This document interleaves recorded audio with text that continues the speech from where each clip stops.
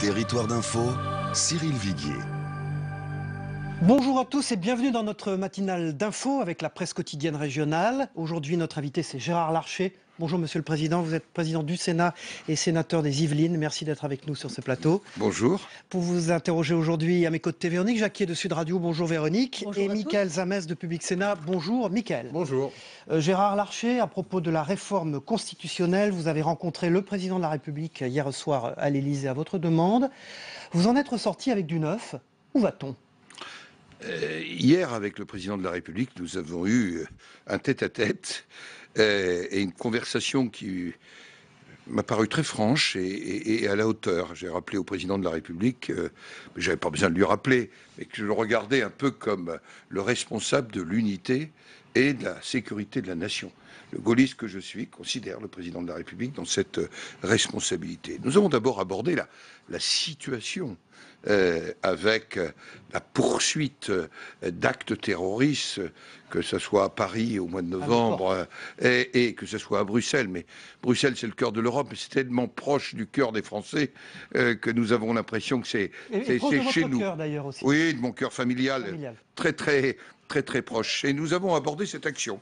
Une action dans laquelle, bien sûr, les dispositions qui ont été prises en France en matière de sécurité, que ce soit l'engagement de militaires, des policiers, des gendarmes, des douaniers, mais aussi l'engagement législatif.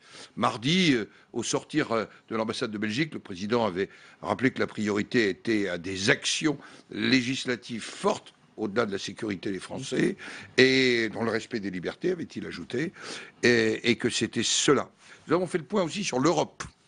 Je dois dire que, personnellement, il y a 11 mois, j'avais rencontré Martin Schulz, et je lui avais demandé, avec Jean Bizet, le président de la Commission pour l'Union européenne ici du Sénat, pourquoi ce dossier du registre des passagers qui permet de suivre les passagers à l'intérieur ou à l'entrée. Le PNR, Mickaël On va y Zamès revenir, va y sur revenir. cette réforme constitutionnelle. On imagine que vous avez discuté avec le président. Où est-ce qu'on en est? Est-ce qu'on se sort avec un compromis? Est-ce que, selon vous, au Sénat, on peut trouver ce compromis ou pas? D'abord, avec le président de la République sur ce point, je crois qu'il faut que nous voyions si nous pouvons avancer et conclure sur les deux articles. On a des positions qui sont notamment sur l'article 2, sur la déchéance de nationalité. D'ailleurs, les Belges l'ont voté, je le rappelle, au mois de juillet, sans avoir les débats polémiques et les postures que nous avons pu avoir. Je lui ai rappelé que le texte qui sortait des travaux du Sénat était très proche de ce qu'il avait proposé le 23 décembre. Était très proche, et oui, du pacte de Versailles, et que il me semblait que sur un dossier comme l'apatridie, il était difficile au Sénat de bouger parce que c'était un principe et un principe très fort dans une société démocratique, attentif aux libertés. Monsieur le Président, l'apatridie, vous ne toucherez pas à l'apatridie, vous voulez le garder. Nous avons décidé d'avancer et de débattre. Non pas, et je le dis, nous sommes fixés quelques principes. Que le délai soit raisonnable, car je pense que les Français ne comprendraient pas des débats surréalistes. Vous voulez dire les navettes? Non, les délais pour engager ou non la navette. Ah oui, pour engager ou non. Ça veut dire quoi? Avant les navettes. Ça appartient au gouvernement et au président de la République. Raisonnable, c'est ce que la raison entend. Donc je ne vais pas vous donner ce qui sera l'arbitrage du président de la République. La deuxième des choses, c'est que la formule ne peut pas être un espèce de Yalta dans une arrière-bureau entre 4 personnes.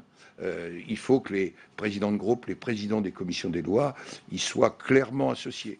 En effet, aujourd'hui, le texte du Sénat, l'Assemblée nationale, s'il y a navette, devra l'examiner et partir du texte du Sénat.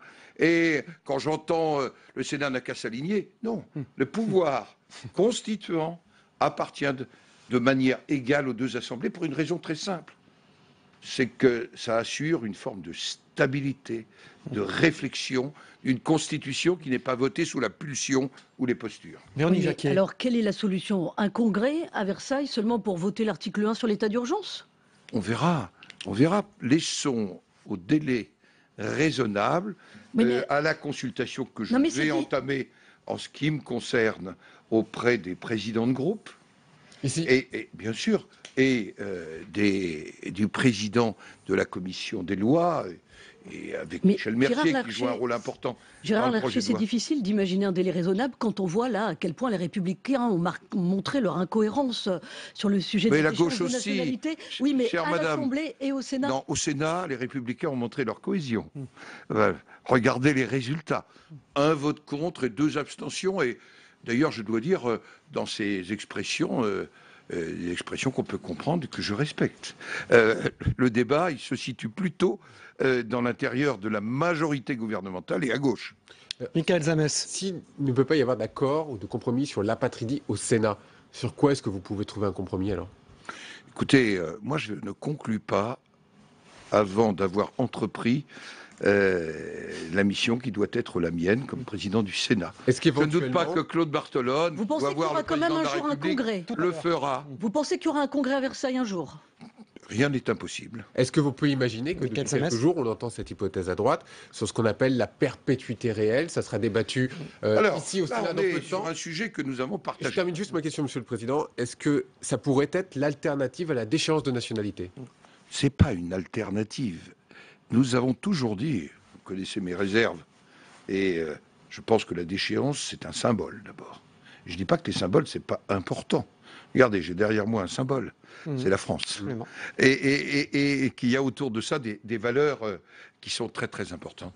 Nous avons un projet de loi de lutte contre le terrorisme.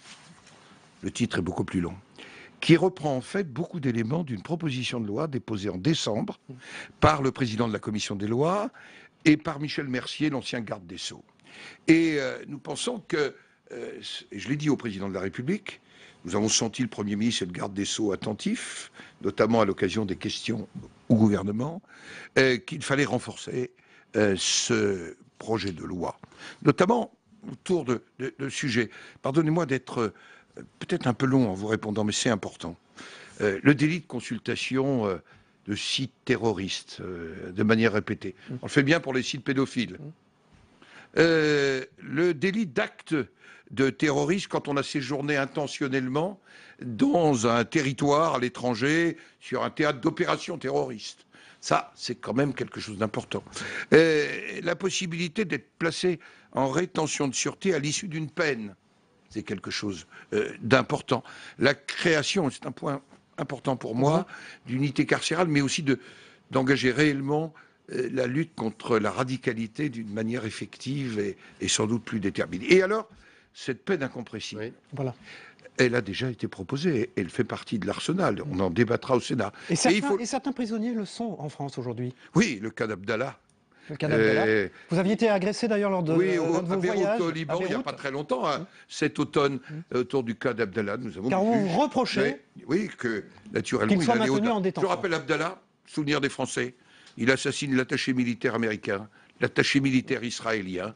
Il est condamné, dans la condamnation la plus longue à perpétuité à l'époque, et il demande, et il est toujours incarcéré parce qu'on considère que la sûreté n'est pas Sur assurée. cette perpétuité réelle, donc, Monsieur Larcher, pour terminer sur cette question. Le Sénat examinera cette perpétuité réelle, qui fait que, au-delà d'une période de 30 ans, nous pourrons, et ce sera au juge de le décider, continuer à Ça avoir pourrait une être le prétention compromis de sûreté. possible. Mais il faut le faire aussi dans le respect des conventions internationales. Rapidement, Véronique Jacquier. La constitutionnalisation de l'état d'urgence, on vit en état d'urgence, on le voit encore plus depuis les attentats de Bruxelles. Les attentats ont eu lieu alors que la ville était ultra sécurisée. Alors pourquoi vouloir constitutionnaliser à tout prix l'état d'urgence?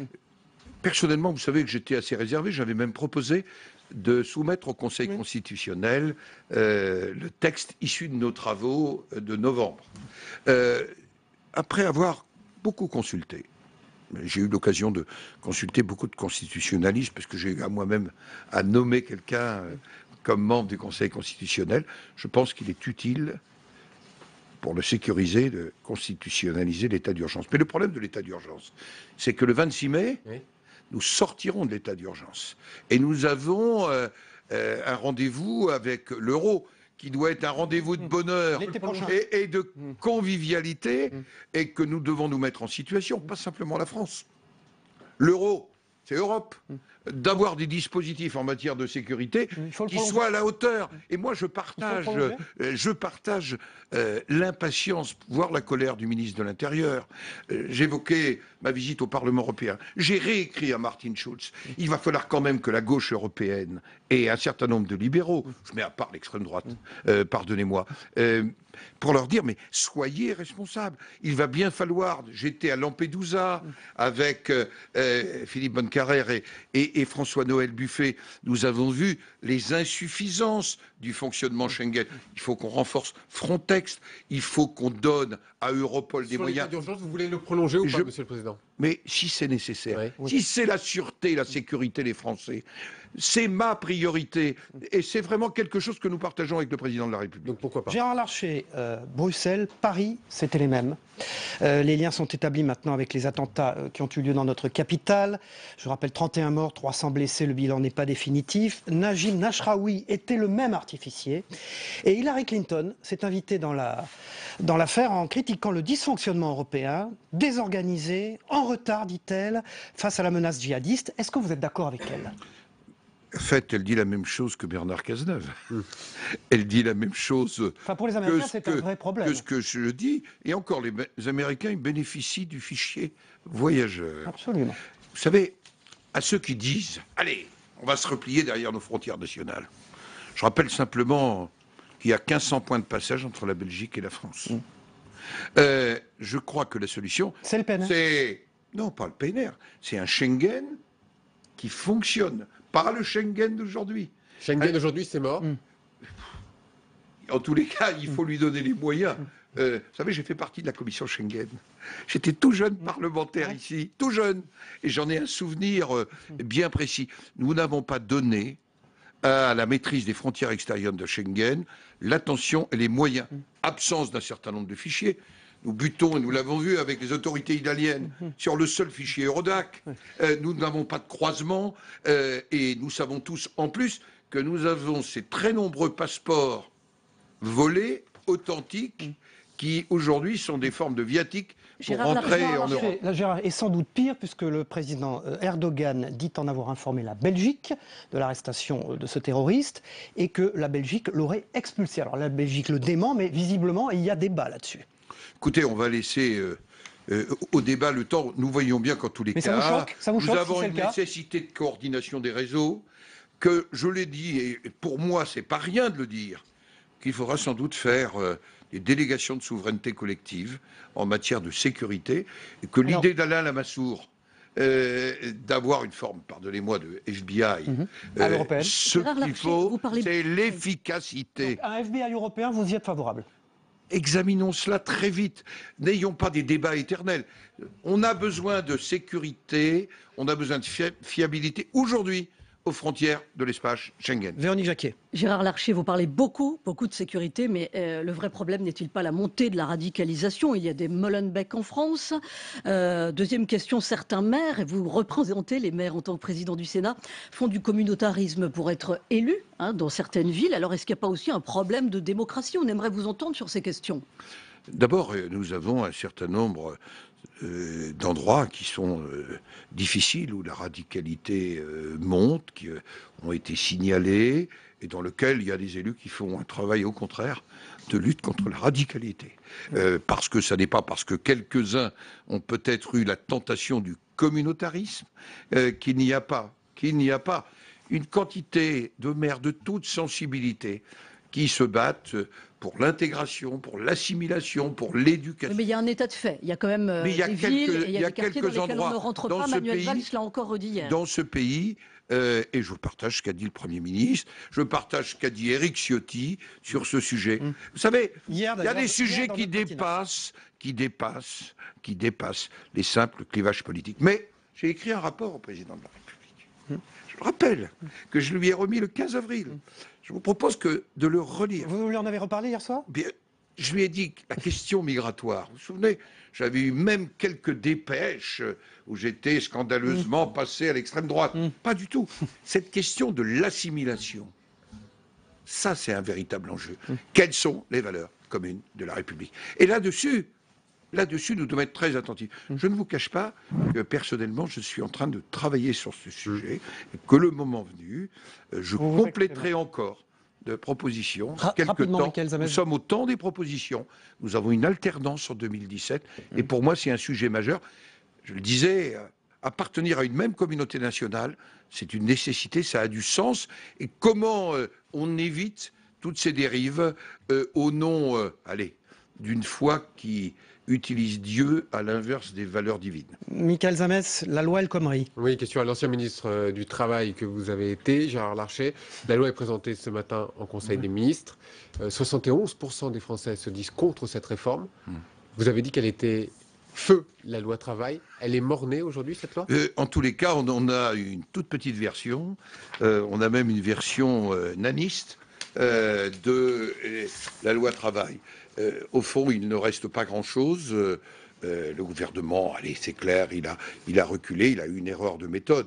Il a pensé que la concertation pouvait être oubliée, que c'était une case qui n'était plus temps de cocher au nom de l'urgence qui est vraie, le chômage, mais aussi de l'urgence politique, parce que on se rapproche dangereusement de 2017. Je pense que nous reprendrons aussi au Sénat beaucoup de ce que nous avons déjà proposé, qui était d'ailleurs dans la première version lors de la loi Macron. Vous savez, au Sénat, il y a vraiment un travail de fond, que ce soit sur les questions de lutte contre le terrorisme, et nous avons sur les questions du travail des propositions. Je rappelle que l'objectif, c'est quoi? La flexi-sécurité. Plus de flexibilité pour permettre d'embaucher, et en même temps une sécurité pour les salariés. J'avais fait un rapport sur ce sujet en 2007. J'ai encore envie qu'on le lise, c'est pas parce que je voulais avoir raison, mais les autres pays, y compris l'Italie, l'ont fait. Une dernière rapide question.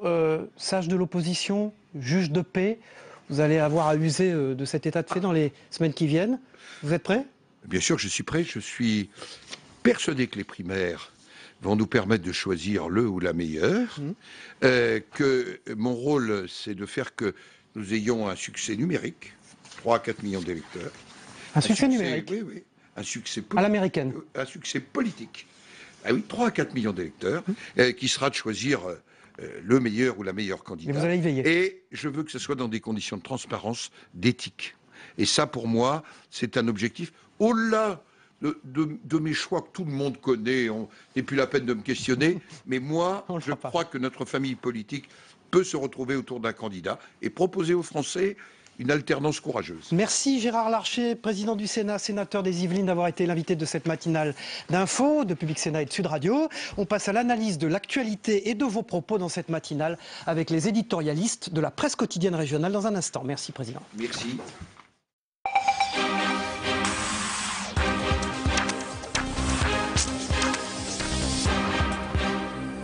Voilà, aujourd'hui j'accueille Nathalie Moret des Dernières Nouvelles d'Alsace, qu'on appelle les DNA, et j'accueille Zoé Cadio du Midi Libre et de l'Indépendant. Bonjour. Bonjour. Nous avions donc Gérard Larcher comme invité de cette matinale d'info au lendemain de son rendez-vous avec le président de la République à l'Élysée à sa demande. Donc cette déchéance de la nationalité ira-t-elle à Versailles ou pas, Zoé Cadio? Qu'est-ce que vous en avez compris? Moi, j'en ai compris avec le langage très diplomatique de Gérard Larcher qu'il était quand même favorable, comme il a utilisé le terme. Ça s'est bien passé avec le président, semble-t-il. Oui, il semblerait, oui, oui. Il a dit que c'était utile de constitutionnaliser l'état d'urgence. Donc, pour le constitutionnaliser, il n'y a pas d'autre voie que de faire le Parlement et de réunir le Parlement à Versailles. Même si c'est à minima, Nathalie Moret? Pour l'instant, personne ne peut dire si l'article 2, c'est-à-dire l'article sur la déchéance de la nationalité, sera intégré à la révision constitutionnelle. Et là-dessus, le président Larcher a été extrêmement prudent. Il a redit la position du Sénat, qui est, il y a une ligne rouge, qui est celle de l'apatridie. On veut déchoir les Français, certes, mais ne pas créer d'apatrides. Là-dessus, il a laissé la balle dans le camp du président Hollande, qui doit aujourd'hui voir Claude Barthelone. Et il a bien répété de toute façon que ça le président de l'Assemblée nationale entre 5 ou 6 personnes, voilà. Cela dit, moi je pense quand même que c'est un débat qui ne sert pas le parlementarisme, parce qu'on voit bien que c'est quand même un débat où il y a beaucoup de postures et où malheureusement le Parlement qui travaille, et y compris sur ces questions-là, ne sort pas grandi. Et ça, je pense que c'est Un débat décalé, Zoé Cadio? Alors, un débat décalé peut-être par rapport au fait qu'aujourd'hui, en France, ce débat-là ne passionne pas les Français, surtout après ce qui s'est passé à Bruxelles, malheureusement. Mais pas si décalé que ça, je pense, au niveau de nos institutions, dans la mesure où Gérard Larcher remet d'une certaine manière en scène le Sénat. Et il dit que le Sénat, ça compte pas pour des prunes. Parce que d'habitude, on dit, oui, bon, allez hop... Égalité à même titre. Égalité à même titre. Égalité des deux chambres. Il avait un rôle à jouer et que ce rôle, il comptait bien le rappeler à l'ensemble de l'État français. Deuxième thème d'actualité abordé avec Gérard Larcher, qui était l'invité de notre matinale d'info aujourd'hui, les attentats de Bruxelles, c'était les mêmes. Nathalie Moret, même artificier, même équipe, même réseau en tout cas. C'était effectivement le même réseau, on le sait depuis hier. La question maintenant c'est de savoir où en est ce réseau. C'est-à-dire que la suite de l'enquête devra déterminer si effectivement il y a encore des ramifications de ce réseau-là qui existent, s'il y a des cellules normandes ou pas, et c'est un vrai souci. Et Gérard Larcher là-dessus, Zoé Cadio? C'est le même réseau, mais aussi on s'est aperçu qu'il y a des liens entre les réseaux salafistes d'une certaine manière et aussi le réseau du grand banditisme, qui sont beaucoup plus mêlés qu'on ne le pensait. Et puis, comme disait Nathalie, l'enquête est en cours. On vient d'apprendre aussi qu'il y a un deuxième homme qui est recherché, notamment qu'on a vu sur la vidéo du métro. C'est une information qui a été révélée par le journal Le Monde. Donc, on voit bien qu'aujourd'hui, on est un peu dans le brouillard d'une certaine manière. Et aujourd'hui, on saura peut-être aussi un petit peu plus qui sont les victimes, parce que pour l'instant, on ne connaît pas leur nationalité. Il y a sans doute énormément de nationalités touchées, et ça va être un attentat qui, d'une certaine manière, va s'internationaliser. C'est pour ça aussi que le président Hollande avait raison quand il disait que c'était Bruxelles, mais aussi l'Europe qui était touchée, parce qu'effectivement, à l'aéroport, il y a, je crois, plus d'une quarantaine de nationalités qui étaient présentes à l'aéroport. Il y a beaucoup de Français, certes, par rapport à la proximité avec la France. Une dizaine, de Français. Une dizaine, dont 3 graves. Et sur Schengen, le président Larcher donc a dit qu'il fallait que Schengen fonctionne. Donc ça veut dire qu'il ne fonctionne pas. C'est une manière diplomatique de dire aussi qu'il y a des problèmes sur Schengen, mais ce qui est très marrant aussi, c'est qu'il nous a ouvert un peu son album de famille en disant qu'il avait travaillé sur ce texte-là et que justement en tant que jeune parlementaire, en tant que jeune parlementaire, et que dès le départ, il savait qu'il y aurait des problèmes, puisqu'il dit notamment avec l'Italie, puisqu'il n'y avait pas les échanges de fichiers et d'informations entre l'Italie et la France. Sur la loi El Khomri, 71% des Français sont contre, malgré que le texte ait été remanié. Ça s'annonce quand même assez mal cette affaire, Nathalie Moret. Oui, 71% et aussi 1,3 million, une pétition qui a recueilli quasiment 1,3 million de signatures. On va beaucoup en entendre parler aujourd'hui sur les réseaux sociaux, puisque les personnes qui ont lancé la pétition ont prévu de faire écrire tous les Français aux ministres concernés. Donc je pense qu'aujourd'hui, ça va être très très très important, cette mobilisation contre la loi El Khomri. Il faut savoir que le président Larcher a toute légitimité pour parler là-dessus, puisqu'il a été ministre du Travail, on l'a rappelé tout à l'heure. À une époque où effectivement le chômage baissait tous les mois. Et quand il dit que c'est une loi au rabais, enfin une toute petite version de la loi à minima, une version naniste. Zoé Cadier. Oui, non, ce que je voulais dire, c'est que quand même, il faut rappeler aujourd'hui que le texte passe aujourd'hui au Conseil des ministres. Absolument. Donc c'est pour ça, d'où l'actualité. On est en pleine actualité. Alors, on termine avec le sage de l'opposition, le juge de paix des primaires, Gérard Larcher. Il s'autoproclame, mais il l'est de fait, de par sa position aussi politique et dans la Constitution. Alors, il a parlé d'un vote numérique pour les primaires de la droite et du centre. Je pense qu'il voulait dire un vote quantitatif. Parce qu'effectivement, il espère qu'il y aura 4 millions de votants. 4 millions de votants, il parle de 4 millions de votants. Ce qui est un vrai challenge pour le public de droite. C'est la première fois qu'on entend ce chiffre. Il circule quand même depuis plusieurs semaines. On était plutôt vers 2,5 millions, 3 millions. C'est un vrai challenge, surtout qu'on voit aujourd'hui qu'il y a aussi des pressions qui se passent, notamment avec l'UDI, qui dit qu'il ne va plus participer maintenant à la primaire, dans la mesure où il n'a pas, semble-t-il, les postes, parce qu'en même temps, il y a tout un jeu politique qui se fait par rapport aux législatives. Voilà, c'est ce que nous a déclaré Jean-Christophe Lagarde sur ce plateau avant-hier. Voilà, on passe à la une des DNA, les dernières nouvelles d'Alsace. Les réseaux de la terreur, évidemment, on est en plein dans l'actualité, c'est ce qu'on disait tout à l'heure. Voilà, justement, les réseaux de la terreur, ce sont les mêmes. Avec plusieurs pages, justement, qui expliquent les ramifications de ce qui se passe en Belgique. Et le Midi Libre, c'est la chasse à l'homme. La chasse à l'homme, nous aussi. Édition spéciale de Philippe Pallat et de ses équipes du Midi Libre. Exactement. Depuis 2 jours, on fait des numéros spéciaux sur les attentats de Bruxelles. Et là, donc, il y a un cahier spécial et qu'on fait un point. Il y a aussi une interview assez intéressante de Gilles Kepler sur les réseaux, justement, islamistes. Merci Zoé Cadio, merci Nathalie Moret. On se retrouve demain pour une nouvelle matinale d'infos de Public Sénat et de Sud Radio. Et bonne journée à tous à l'écoute de nos programmes.